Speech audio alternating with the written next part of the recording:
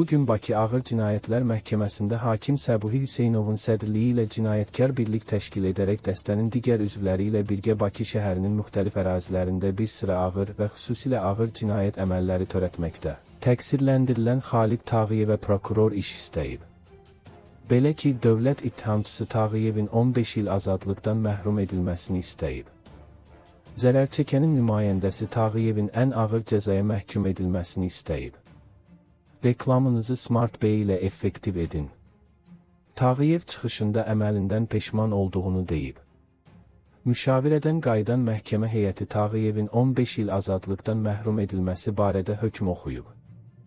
Xatırladaq ki, Baş Prokurorluğun yaydığı məlumata əsasən istintaqla Xaliq Tağıyevin 1995-1999-cu illər ərzində cinayətkar birlik təşkil edərək dəstənin digər üzvləri ilə birgə Bakı şəhərinin müxtəlif ərazilərində bir sıra ağır və xüsusilə ağır cinayət əməlləri törətməsinə dair əsaslı şübhələr müəyyən edilmişdir.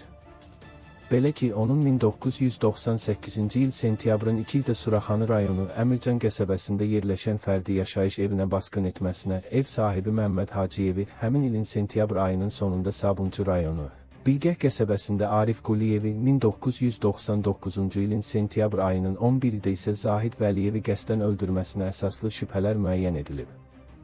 Bundan başqa Xaliq Tağıyevin həmin cinayətkar dəstənin tərkibində oğurluq, quldurluq, nəqliyyat vasitələrini qaçırma, rəsmi sənədləri və möhürləri oğurlama, vəzifəli şəxsin adını öz başına mənimsəmə, dövlət əmlakını oğurlama, müvafiq icazə olmadan odlu silah və döyüş sursatı əldə etmə, saxlama, gəzdirmə və saxta sənəddən istifadə edərək Azərbaycan Respublikasının mühafizə olunan dövlət sərhədini qanunsuz olaraq keçməyə cəhd etmə hallarında da iştirakı ilə bağlı əsaslı şübhələr müəyyən edilib.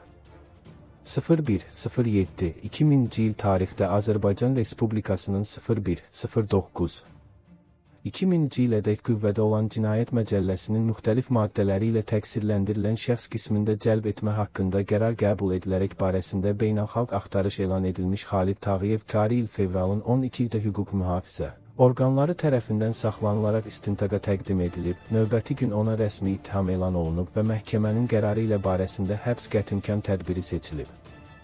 2025-ci il aprelin 29-da təqsirləndirilən şəxsə qarşı Azərbaycan Respublikasının 01.09.2000-ci ilədək qüvvədə olan Cinayət Məcəlləsinin 70-94-cü maddəsinin 1, 6, 7, 8-ci bəndləri, eləcə də hazırda qüvvədə olan Cinayət Məcəlləsinin 29, 318, 1 və 322-ci maddələri ilə yeni ittiham irəli sürülüb.